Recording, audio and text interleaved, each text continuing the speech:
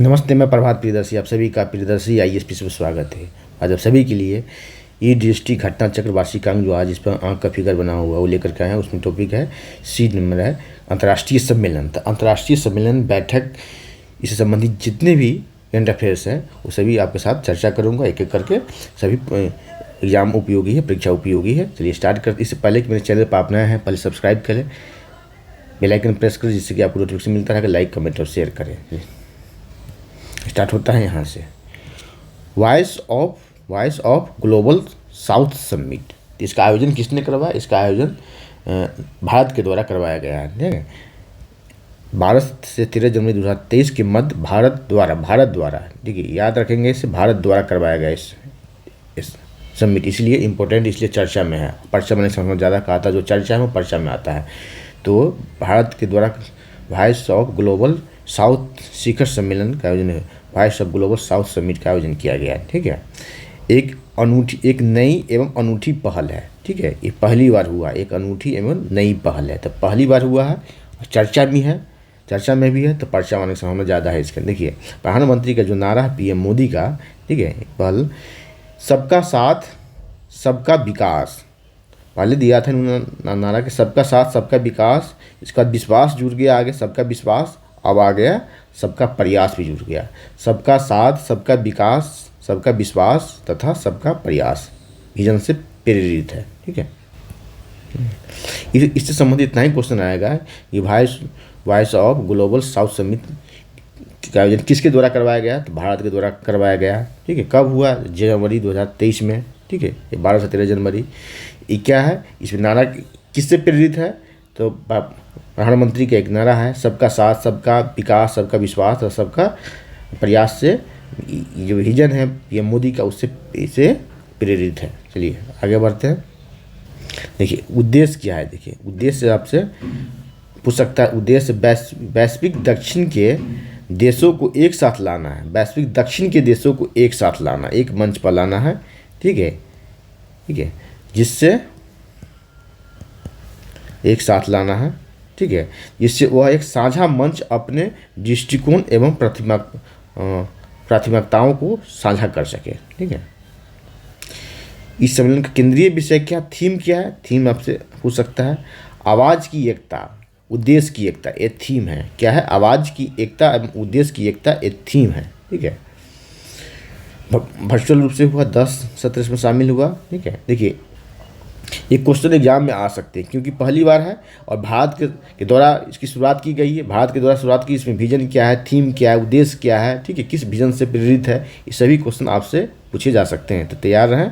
ठीक है, चलिए हम देखते हैं आगे है कि संयुक्त राष्ट्र जैव विविधता सम्मेलन COP15। ठीक है, कॉन्फ्रेंस ऑन पार्टीज कहा जाता है इसे, full form conference of parties, COP. ठीक है, कॉन्फ्रेंस ऑफ पार्टी। देखिए इसमें क्या हुआ? संयुक्त राष्ट्र का जैव विविधता सम्मेलन COP15 हुआ। कहाँ हुआ देखते हैं। देखिए इसका आयोजन हुआ दूसरे सम्मेलन का मॉन्ट्रियल। तो मॉन्ट्रियल कहाँ? कनाडा में है। कहाँ? कनाडा में है। चलिए आगे बढ़ते हैं। Montreal Canada. देखिए COP कितना है? 15 है। COP 15 है। तो आगामी वर्ष में जो होने वाला है COP16 भी पूछा जा सकता है आपसे। COP16, COP16। तो COP16 कहाँ होगा? COP16 होगा तुर्की में होगा। कहाँ? तुर्की है। तुर्की का नया नाम आ गया है, तुर्की है।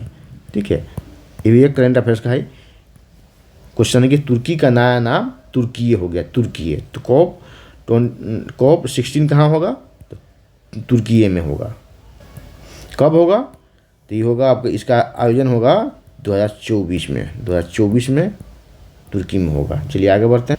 यहाँ देखें जैव विविधता अभिसमय, कुछ इसे फैक्ट देखें। ठीक है, ये अभिसमय की शुरुआत कब हुई थी? क्या जैव विविधता अभिसमय, बायोडाइवर्सिटी कन्वेंशन के रूप में जाना जाता है। ठीक है, ये 1993 में लागू हुआ। 1993 में लागू CBD, convention on biological diversity, CBD। ठीक है, जैव विविधता के संरक्षण हेतु एक अंतर्राष्ट्रीय संधि है। क्या है? अंतर्राष्ट्रीय संधि है। भारत भी इसका सदस्य है। देखिए, और ये क्या है? ये अपने हस्ताक्षरकर्ताओं पर कानूनी रूप से बाध्यकारी है। क्या है? बाध्यकारी है ये, ठीक है। जिसने किसने भी इसके संधि पर हस्ताक्षर किया है, साइन किया, उसके लिए क्या है? बाध्यकारी है। और देखते हैं CBD का संचालन। इसका सचिवालय कहाँ है? सचिवालय देखिए, इसका सचिवालय कहाँ है? तो मॉन्ट्रियल कनाडा में इसका सचिवालय है। सचिवालय पूछा जा सकता है, तो इसका सचिवालय है मॉन्ट्रियल कनाडा में इसका सचिवालय है। अब वर्तमान में कितने सदस्य हैं? 196 सदस्य देश इसमें पक्षकार है, पार्टी है। इसमें 168 देशों ने संधि पर हस्ताक्षर की। ठीक है, भारत 19 मई 1994 को संधि पर हस्ताक्षर किया। ठीक है, एक साल बाद। ठीक है, चलिए आगे बढ़ते हैं। अब आता है देखिए G20। इससे ये ISPT में भी क्वेश्चन आएगा इससे। ठीक है, ध्यान रखेंगे इस पर, बहुत सारे फैक्ट है इसमें। ISPT में भी क्वेश्चन इससे आएंगे। ISPT देखिए क्या है। G20 शिखर सम्मेलन 2022 कहाँ आयोजन होगा? तब भारत में होगा। ठीक है, और G20 कौन सा शिखर सम्मेलन? तो 18वां है ये, 18वां है, 18वां है। नहीं सॉरी ये तो 22वां 2022 का सम्मेलन जो हुआ ये तो बाली में हुआ, इंडोनेशिया में हुआ, सॉरी बाली में हुआ। ठीक है, इस 17वां था, एक था 17वां था जो बाली में हुआ, इंडोनेशिया बाली। ठीक है, 18वां G20 का 18वां होगा इंडिया में, 18वां होगा इंडिया में, 18वां। और 2023 की अध्यक्षता भारत को मिली है। ठीक है, चलिए आगे बढ़ते हैं। इससे संबंधित बहुत सारे क्वेश्चन आएंगे आपसे। देखिए इंडोनेशिया में जो हुआ G20 का शिखर सम्मेलन, उसका थीम क्या था? उसका केंद्रीय विषय क्या था? रिकवर टुगेदर, रिकवर स्ट्रॉन्गर, इसका थीम था। चलिए, इस सम्मेलन के लिए भारत के G20 शेरपा अमिताभ कांत को बनाया गया है। किसको बनाया गया? अमिताभ कांत को बनाया गया है। क्या G20 शिखर सम्मेलन से इतर प्रधानमंत्री नरेंद्र मोदी ने बाली इंडोनेशिया में अन्य G20 नेताओं के साथ तमन हुतान, राया गुरा राय मैंग्रोव वनों का दौरा किया एवं मैंग्रोव पौधे लगाए। और मैंग्रोव एलायंस में भी भारत शामिल हो गया। भारत इंडोनेशिया की G20 अध्यक्षता के तहत मैंग्रोव एलायंस फॉर क्लाइमेट में शामिल हो गया है। ठीक है, यहाँ देखें। अब आगे कुछ यहाँ पर है, उल्लेखनीय है कि mangrove alliance for climate Indonesia देखिए, मैंग्रोव एलायंस फॉर क्लाइमेट क्या नेचर से संबंधित, क्लाइमेट से संबंधित क्वेश्चन आने की संभावना ज़्यादा है। क्वेश्चन आएगा कि मैंग्रोव एलायंस फॉर क्लाइमेट किस देश के संयुक्त प्रयास से ये बनाया गया? तो एक तो इंडोनेशिया, दूसरे है संयुक्त अरब अमीरात, UAE की संयुक्त पहल है। इसमें भारत भी इसका सदस्य है, भारत भी इसमें शामिल है।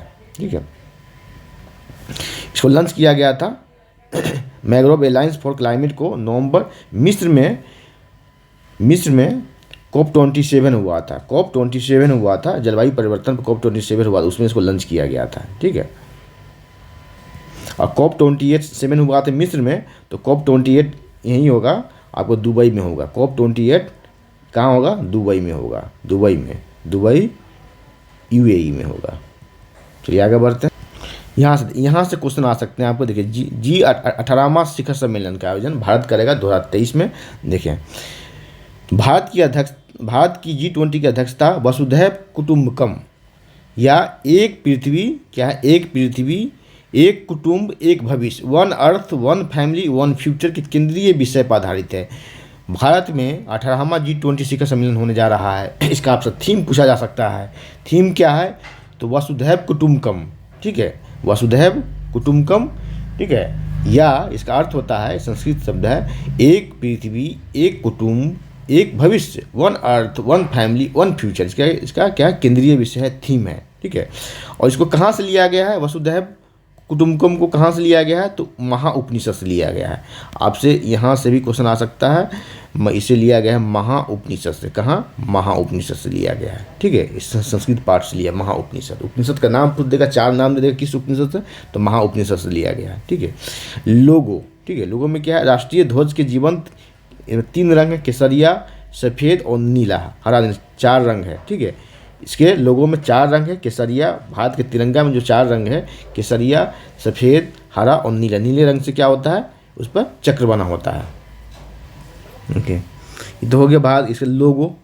लोगों क्या है, अब आते हैं देखिए इस सबसे आप देखते हैं। देखिए भारत के राष्ट्रीय पुष्प कमल के साथ पृथ्वी को दर्शाया गया है। लोगों में क्या है, लोगों में पुष्प कमल के साथ पृथ्वी को दर्शाया गया है, चुनौतियों के बीच विकास को प्रदर्शित करता है। ठीक है, क्या है, G20 की अध्यक्षता अमृत काल की शुरुआत का प्रतीक माना गया है। 15 अगस्त 2022 को भारत की स्वतंत्रता की 75वीं वर्षगांठ को लेकर 100वीं वर्षगांठ तक की 25 वर्षीय अवधि को अमृत काल की संज्ञा दी गई है। क्वेश्चन आएगा कि अमृत काल की अवधि क्या है, तो 15 अगस्त 2022 की स्वतंत्रता वर्षगांठ जो है कौन सी थी, 75वीं थी। ठीक है, उससे लेकर के 100वीं वर्षगांठ तक कि 25 वर्षीय जो काल है, 25 वर्षीय जो समय है, उसको कहा गया है अमृत काल की संज्ञा दी गई है, उसे अमृत काल की संज्ञा। G20 के लोगों के नीचे देवनागरी लिपि में क्या लिखा हुआ, भारत लिखा हुआ है। क्या लिखा हुआ, देवनागरी लिपि में भारत लिखा हुआ है। देखिए क्या है, विशेष आमंत्रित अतिथि देश, इसे ध्यान कर ले, ये भी क्वेश्चन आ सकता है आपसे। ये बांग्लादेश, मिस्र, Mauritius, Netherland, Nigeria, Oman, Singapore, Spain और यूएई, ये क्या है, भारत की तरफ से विशेष आमंत्रित अतिथि देश है। ठीक है, भारत के 50 से अधिक शहरों में G20 की 200 से अधिक बैठकों की आयोजन होगी। ठीक, उत्तर प्रदेश के लखनऊ, वाराणसी, आगरा और ग्रेटर नोएडा में। यूपी स्पेशल का क्वेश्चन हो गया, कहाँ कहाँ बैठक होगी, लखनऊ, वाराणसी, आगरा और ग्रेटर नोएडा में। चलिए G20 के बारे में कुछ और जाने। G20 क्या है, एक अंतर्राष्ट्रीय आर्थिक एवं वित्तीय संस्था से संबंधित मामलों पर सहयोग एवं परामर्श का एक महत्वपूर्ण अनौपचारिक मंच है। ठीक है, इसकी स्थापना कब हुई थी, इसकी स्थापना हुई थी, देखिए एशियाई वित्तीय संकट के बाद 1999 में इसकी स्थापना हुई थी। इसका कोई सचिवालय कहाँ, इसका कोई अस्थायी सचिवालय नहीं है। जिस देश को अध्यक्षता मिलती है वहीं अस्थायी सचिवालय बनाया जाता है। क्वेश्चन आएगा कि फंसाया जा सकता है, क्योंकि इतने बड़े संगठन हैं, इतने महत्वपूर्ण संगठन है, इसलिए इसका कहीं कोई सचिवालय नहीं है। ठीक है, 19 देशों के साथ यूरोपीय संघ इसमें शामिल है। कितने देश शामिल है, 19 देश शामिल है और एक यूरोपीय संघ शामिल है। ठीक है, 19 देश कौन कौन नाम दिया गया है इसमें, चलिए आगे बढ़ते हैं। G20 के सदस्य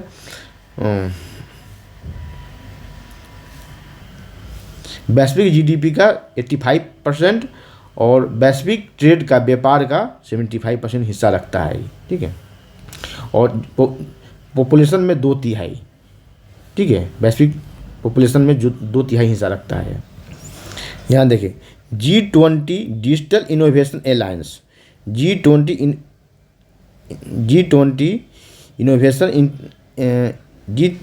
डिजिटल इनोवेशन अलायंस शिखर सम्मेलन 2022 का आयोजन कहाँ होगा, तो बेंगलुरु में होगा। कहाँ, बेंगलुरु में, अगस्त 2023 बेंगलुरु में होगा।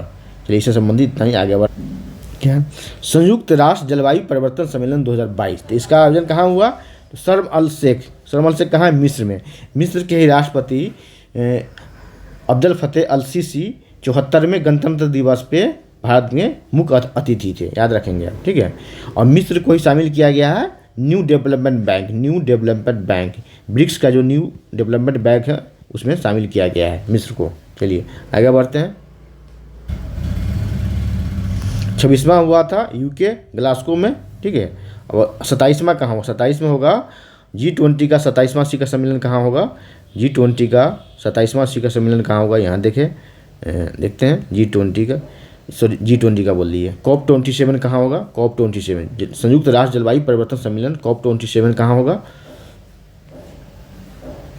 27 तो हो चुका है ना मिस्र में, 28 की बात कर रहे हैं, देखते हैं 28 COP28 कहाँ होगा, देखें COP28 ये कहाँ होगा, तो होगा दुबई में। कहाँ होगा, दुबई में, आगे भी मैंने बतलाया UAE में, संयुक्त अरब अमीरात में होगा COP28। कब होगा, 2024 में होगा, ये होगा 2024 में।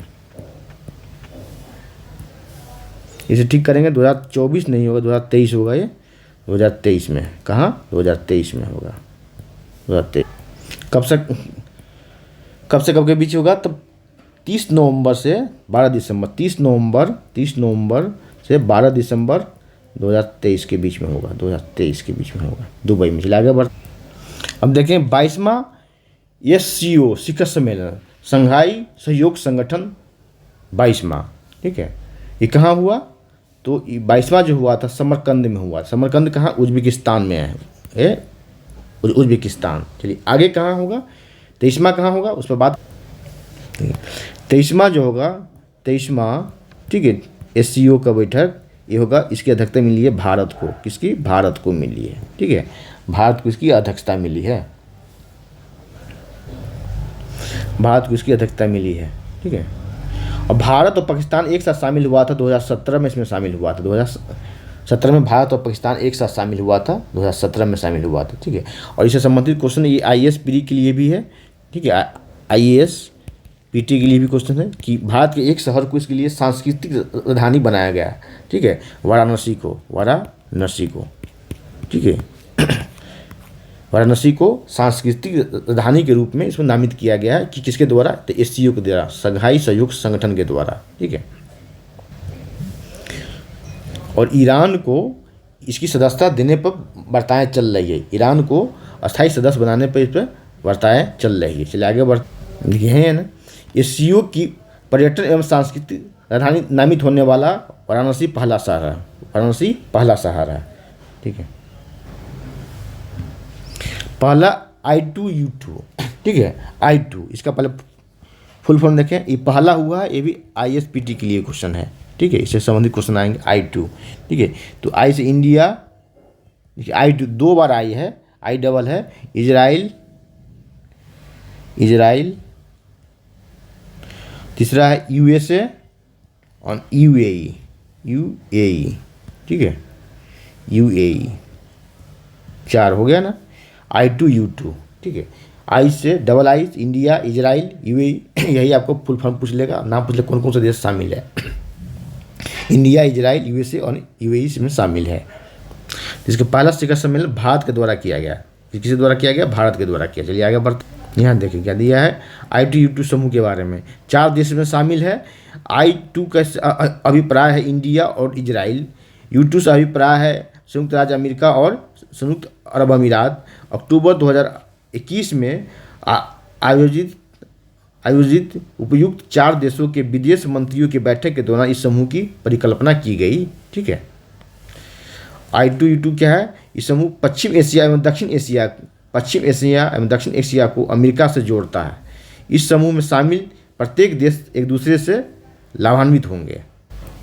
अब आता है G7 का 48 सम्मेलन, 48वां G7 शिखर सम्मेलन कहाँ हुआ? जर्मनी में हुआ। ये हुआ इसका जर्मनी में हुआ, ये जर्मनी में हुआ इसका। चलिए जर्मनी में हो चुका है कब? 26 से 28 जून 2022 को हो चुका है।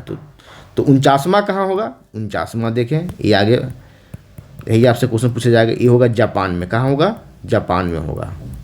जापान में इसका आयोजन होगा, ठीक है। 2023 में जापान में इसका आयोजन होगा। जापान में इसका आयोजन कहाँ होगा? हिरोशिमा पर। कहाँ होगा?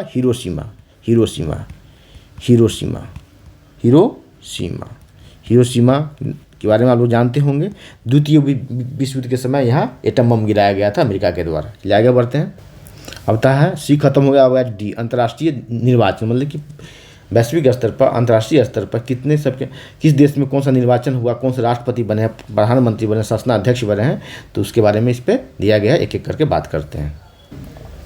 ये देखिए, अपने पड़ोसी देश नेपाल के राष्ट्रपति चुनाव हुआ, वहाँ उपराष्ट्रपति का भी चुनाव हुआ, ठीक है।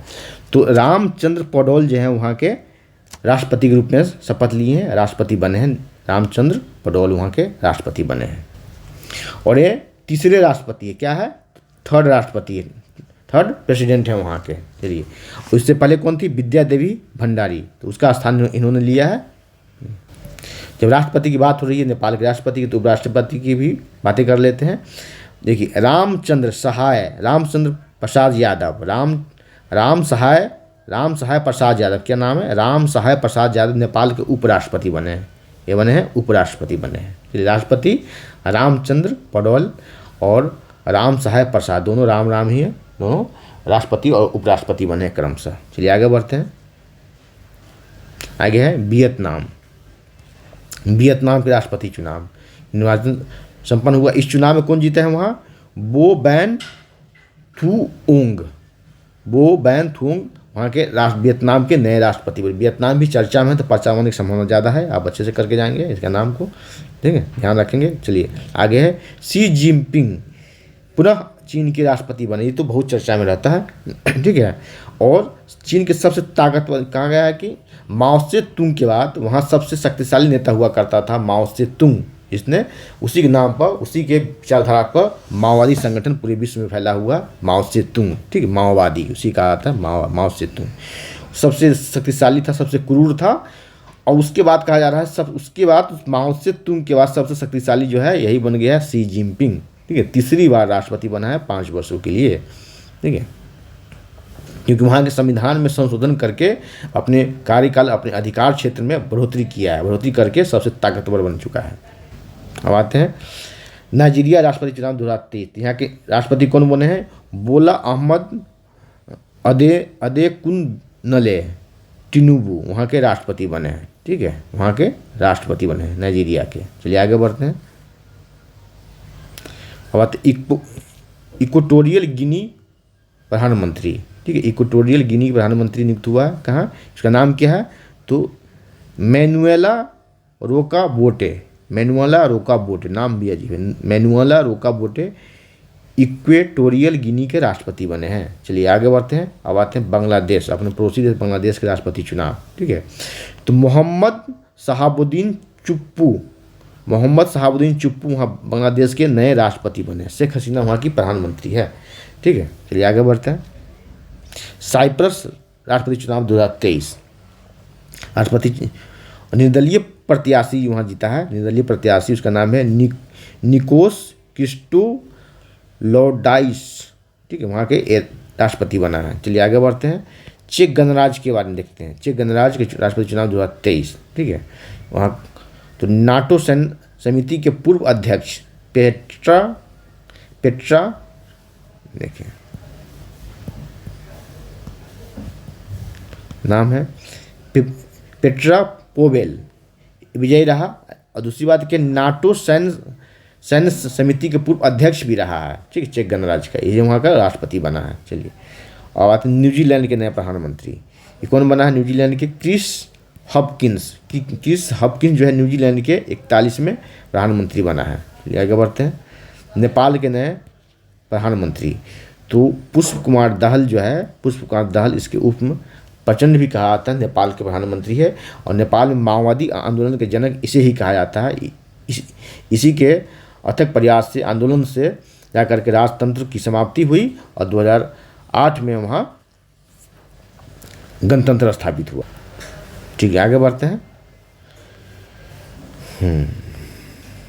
अब देखते हैं आयरलैंड प्रधानमंत्री चुनाव 2022। यहाँ का प्रधानमंत्री कौन बना है? लियो वरडकर को प्रधानमंत्री यहाँ चुना गया है, ठीक है। यहाँ देखिए इस चर्चा में क्यों है, ये पर्चा में आ सकता है, ये क्वेश्चन जो है पर्चा में आ सकता है कि आयरलैंड के प्रधानमंत्री कौन बना है, क्योंकि चर्चा में है। चर्चा में इसलिए कि भारतीय मुल्क है। वरडकर का संबंध भारत के महाराष्ट्र से है। कहाँ से संबंध रखता है? महाराष्ट्र से संबंध रखता है। भारतीय मूल की और चर्चा में है तो पर्चा में समझ जाता है। चलिए आगे बढ़ते हैं। पेरू की पहली महिला राष्ट्रपति चुनाव, ये भी चर्चा में है कि महिला भी और पहली महिला राष्ट्रपति चुनाव हुआ है, राष्ट्रपति चुनी गई है। तो नाम है डीना बोलुआर्टे पेरू की पहली महिला राष्ट्रपति बनी है। चलिए आगे बढ़ते। फिजी, ठीक है, फिजी भी चर्चा में रहता है क्योंकि फिजी की जो जनसंख्या है भारतीय मूल की जनसंख्या है वहाँ, ठीक है। फिजी में ज़्यादातर वहाँ शासनाध्यक्ष भारतीय मूल के लोग बनते हैं, क्योंकि अंग्रेज़ों का जब शासन था तो फिजी, सूरीनाम इस समय भारत से मजदूर लेके जाते थे वहाँ खेती करवाने के लिए, वही जाकर के वहाँ अस्थायी रूप से बस गए, आगे जाकर के अपना बिजनेस व्यापार राजनीति में भी आ गया फिजी। देखिए क्या है चुनाव बाद पीपुल्स अलायंस पार्टी के नेता, क्या नाम इनका, सिटी नेवी राबू का वहाँ का प्रधानमंत्री पद ग्रहण किया है, ठीक है।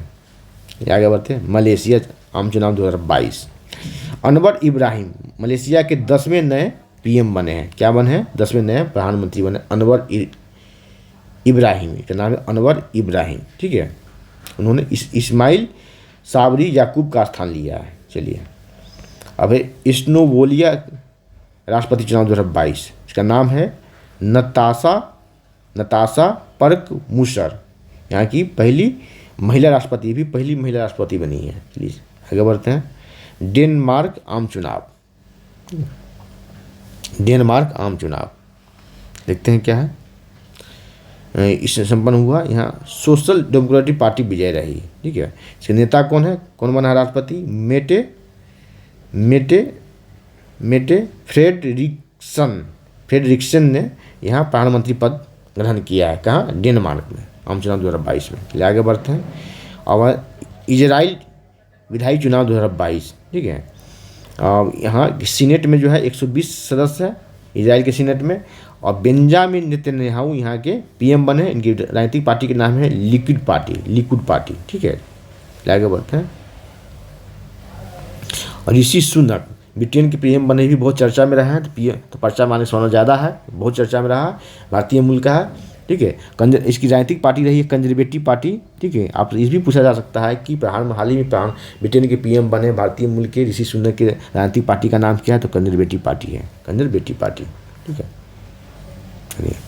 और 1893 में ब्रिटिश संसद के सदस्य बने थे दादा भाई नौरोजी, तो थे उदारवादी पार्टी के सदस्य थे, चलिए भारत जब आज़ाद हुआ था, ठीक है, तो क्लीमेंट इटली वहाँ के पीएम थे, तो वो थे लेबर पार्टी के सदस्य थे। आगे बढ़ते हैं।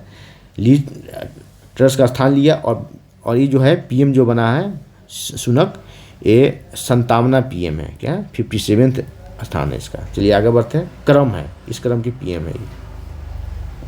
ब्राज़ील आम चुनाव 2022, राष्ट्रपति उपराष्ट्रपति नेशनल कांग्रेस के लिए चुनाव संपन्न हुआ। देखिए लुइज इनासियो लुला डी सिल्वा ब्राज़ील के नए राष्ट्रपति बने हैं। नाम बहुत लंबा है, लुइज इनासियो लुला डी सिल्वा, याद रखिए इतना, डी सिल्वा ब्राज़ील के नए राष्ट्रपति बने हैं। हम देखते हैं कोलंबिया, ठीक है, कोलंबिया तो कोलंबिया का राष्ट्रपति चुनाव हुआ, वहाँ राष्ट्रपति कौन बना है? गुस्ताव पेट्रो वहाँ के राष्ट्रपति बने हैं। चलिए आगे बढ़ते हैं। ये वामपंथी नेता है गुस्ताव पेट्रो। आगे बढ़ते, अब देखते हैं कि अब ये है अंतर्राष्ट्रीय आपदाएं। ठीक, अंतर्राष्ट्रीय कौन कौन सी आपदाएं, कौन कौन चर्चा में पर्चा में समझा जाता है। यहाँ देख सबसे पहले कि माउंट मेरापी। अब क्वेश्चन आएगा माउंट मेरापी ज्वालामुखी किस देश में है, तो इंडोनेशिया में। आपको लगेगा कि तो ज्योग्राफी का क्वेश्चन है, इसे करेंट या ज्योग्राफी दोनों स्टैटिक दोनों मान के चलेंगे। क्या कहा था, जो चर्चा में होता है वो पर्चा वाले संभावना ज़्यादा होती है उसकी, पर्चा वाले क्वेश्चन पेपर में किसी तरफ से भी पूछ सकता है, उसको स्टैटिक रूप से, उससे करेंट रूप से। ठीक है, यहाँ देखें माउंट मेरापी ज्वालामुखी कहाँ है, इंडोनेशिया में। ठीक है, ऐसा इसलिए कि बहुत दिनों बाद यहाँ विस्फोट हुआ। किस द्वीप पर है, तो जावा द्वीप पर है। इस द्वीप का नाम पूछ सकता है, जावा द्वीप पर है। ठीक है, इंडोनेशिया की सबसे सक्रिय ज्वालामुखी है, इसलिए भी चर्चा में है, जो प्रशांत महासागर के रिंग ऑफ फायर में अवस्थित है। कहाँ, किस सागर में, तो प्रशांत महासागर में। इस सभी तरह से ये ऑप्शन दे करके आपको फंसाया जा सकता है। आपसे भी इतना रट के जाएंगे, माउंट मेरापी ज्वालामुखी में विस्फोट हुआ, इंडोनेशिया में है। आपसे द्वीप के नाम पूछ लेगा, जावा द्वीप पर। आपको ये पूछ लेगा क्या इंडोनेशिया का सबसे कम सक्रिय ज्वालामुखी, सबसे ज़्यादा सुसुप्त ज्वालामुखी या मृत ज्वालामुखी है, तो ये सबसे सक्रिय ज्वालामुखी है। कहाँ है, तो प्रशांत महासागर में रिंग ऑफ फायर्स में अवस्थित है। चलिए आगे बढ़ते हैं। अब देखते हैं चक्रवात फेरी। चलिए ये ISPT के लिए भी क्वेश्चन है, ISPT के लिए। यहाँ देखते हैं चक्रवात फ्रेडी, ये कहाँ हुआ, तो पहली बार मेडागास्कर, कहाँ, अफ्रीकी तट पर हुआ। उष्णकटिबंधीय चक्रवात है ये, मेडागास्कर में है। चलिए आगे बढ़ते हैं। अब देखते हैं चक्रवात गैब्रियल, ये कहाँ हुआ, न्यूजीलैंड में है। चक्रवात कहाँ है, न्यूजीलैंड से क्वेश्चन आएगा, मिलान रहेगा। ये हाल ही में आया चक्रवात गैब्रियल कहाँ है, किस देश से को प्रभावित किया, तो न्यूजीलैंड को। कहाँ, न्यूजीलैंड को। ये क्या है, उष्णकटिबंधीय चक्रवात है। ठीक है, चक्रवात का भी प्रकार होता है उष्णकटिबंधीय चक्रवात। चलिए आगे बढ़ते हैं। देखिए अब आया है, यहाँ देखिए तुर्की में और सीरिया में भूकंप आया था। ठीक है, 6 फरवरी 2023 को तुर्की में और सीरिया में भूकंप आया था। ठीक है, इसका अधिक केंद्र ईपी सेंटर था तुर्की में, गाजिया टोपे में था, शहर में था। चलिए आगे बढ़ते हैं, देखते हैं इसमें क्या है।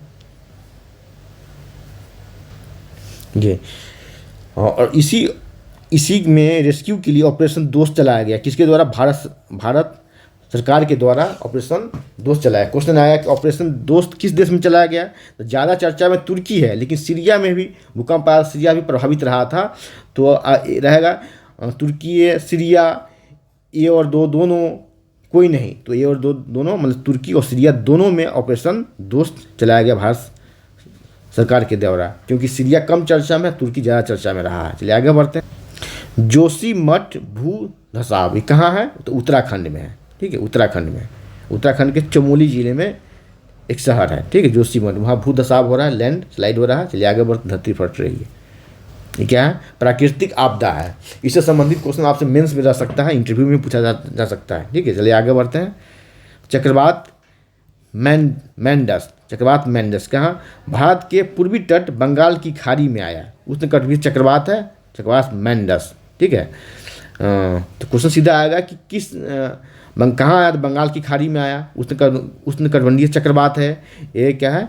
रेनफॉल से तमिलनाडु के आसपास का क्षेत्र रहा। ठीक है, और ये बहुत गंभीर चक्रवात रहा। कैसा रहा? बहुत गंभीर चक्रवात रहा है, सीवियर साइक्लोनिक स्टॉर्म रहा। ठीक है, और इसका नामकरण किसने किया? क्वेश्चन आएगा नामकरण किसने किया? संयुक्त अरब अमीरात ने इसका नामकरण। देखिए, नामकरण करने के लिए 13 देशों का संगठन है, वो लोग नामकरण करता है, नाम वही देता है कि आगे 2 साल 3 साल बाद भी जो चक्रवात आएगा उसका नामकरण पहले हो चुका होता है। ठीक है, और अल्फ़ाबेटिकली सब अपना अपना नाम सुझाता है, वही नाम देता है। तो इसका नाम किसने दिया है? संयुक्त अरब अमीरात ने दिया। इसका नाम पूछा जा सकता है, इसका नामकरण किसने दिया, इसका नाम किसने दिया है? तो संयुक्त अरब अमीरात ने इसका नाम दिया। या इसका अरबी किस भाषा का है? तो अरबी भाषा का है। अरबी भाषा का अर्थ, अरबी भाषा में इसका अर्थ क्या होता है? खजाने का पिटारा। क्या है? खजाने का पिटारा। तो सब आपसे पूछा जा सकता है। आप सिर्फ रट के जाएंगे कि मैंडमस चक्रवात कहाँ? भारत के पूर्वी तट पर आया, बंगाल की खाड़ी में आया, किस तरह के? तो उष्णकटिबंधीय चक्रवात। लेकिन आपसे पूछ लेगा इधर इस तरह का कि किस श्रेणी में रहा? तो बहुत गंभीर श्रेणी में रहा। इसका नामकरण किसने किया? तो नामकरण इसका संयुक्त अरब अमीरात ने किया, यूएई ने किया। इसका अर्थ क्या होता है? तो किस भाषा का? अरबी भाषा का है, संयुक्त अरब अमीरात में अरबी भाषा है, खजाने का पिटारा। ठीक है, आगे बढ़ते हैं। शीतरंग चक्रवात, ठीक है, ये बांग्लादेश में आया, बांग्लादेश के दक्षिणी भूभाग में लैंडफॉल किया गया। ठीक है, बांग्लादेश का भारत का पश्चिम बंगाल, त्रिपुरा, असम सबको प्रभावित किया, लेकिन सबसे ज़्यादा बांग्लादेश को प्रभावित किया गया। शीतरंग, इसका देखिए शीतरंग, इसका नाम किसने दिया है? थाईलैंड। देख रहे हैं ना, थाईलैंड, इसका नाम दिया शीतरंग का थाईलैंड ने दिया। ठीक है, क्या है? शीतरंग एक थाई सरनेम है। क्या है? एक थाई सरनेम है, ज़्यादा कोई अर्थ नहीं इसका, एक थाई सरनेम है। ठीक है, थाईलैंड में एक सरनेम होता है, वही इसका नाम दे दिया गया। चलिए आगे बढ़ते हैं। स्पंज विरंजन, स्पंज विरंजन न्यूजीलैंड के दक्षिण समुद्री तट स्पंज विरंजन है। ठीक है, स्पंज विरंजन की घटना देखी गई। स्पंज विरंजन अब तक की सबसे बड़ी घटना है। क्वेश्चन ये ISPD के लिए भी क्वेश्चन है, ध्यान रखें, ISPT के लिए भी, क्योंकि प्रकृति से संबंधित है, नेचर से संबंधित क्वेश्चन है। ठीक है, कहाँ है? न्यूजीलैंड के दक्षिण समुद्री तट पर स्पंज विरंजन पहली, और क्या है? ये सबसे बड़ी घटना है, अभी तक की सबसे बड़ी घटना है, इसलिए चर्चा में ज़्यादा है और पर्चा मारने की समझ ज़्यादा है। ये ISPD में भी आ सकता है, क्वेश्चन देखेंगे आप। समुद्री स्पंज घने सरंध्र युक्त जलीय जीव है। क्या है? ये जलीय जीव है। स्पंज जो आप देखते हैं कि स्पंज जो वस्तु को सुरक्षा देने के लिए लगाया जाता है, वो स्पंज नहीं है। ये क्या है? जलीय जीव है। स्पंज क्या है? समुद्री स्पंज क्या? जलीय जीव है। जलीय जीव बड़ी क्या है? जल को शुद्ध करता है। जल को क्या करता है? शुद्ध करता है। जल को शुद्ध करता है, प्यूरिफाई करता है। परवाल की तरह स्पंज को भी अधिक तापमान होने के कारण इसमें विरंजन का खतरा होता है। समझे? तो परवाल के नाम आप जानते हो, परवाल भित्ति की। तो परवाल भित्ति की तरह तापमान बढ़ने पर क्या होता है? इसमें विरंजन होता है। उस तरह इसमें भी समुद्री स्पंज में भी विरंजन होता है। तो आज इतना ही, फिर अगले क्लास में मिलते हैं। और चैनल पर नया है तो पहले सब्सक्राइब करें, बेल आइकन प्रेस करें, जिससे कि आपको नोटिफिकेशन मिलता रहेगा। लाइक, कमेंट और शेयर करें, और आपके जो फ्रेंड सर्किल में जो ग्रुप्स, व्हाट्सएप ग्रुप सब जो है वहाँ शेयर करें, वीडियो को फैलाएं, सब्सक्राइबर बढ़ाएं। और इस सेशन के अलावा भी आपको देखना है करेंट अफेयर्स का, साइंस का, मॉडर्न हिस्ट्री का, तो चैनल पर जाएँ, वहाँ बहुत सारा वीडियो प्लेलिस्ट बना, वहाँ देख करके फ़ायदा उठाएं और एग्जाम में अपने लिए एक सीट सुनिश्चित करें, और रिजल्ट देख करके राष्ट्र और अपने राज्य की सेवा में अपना अपना योगदान दें। धन्यवाद। जय हिंद।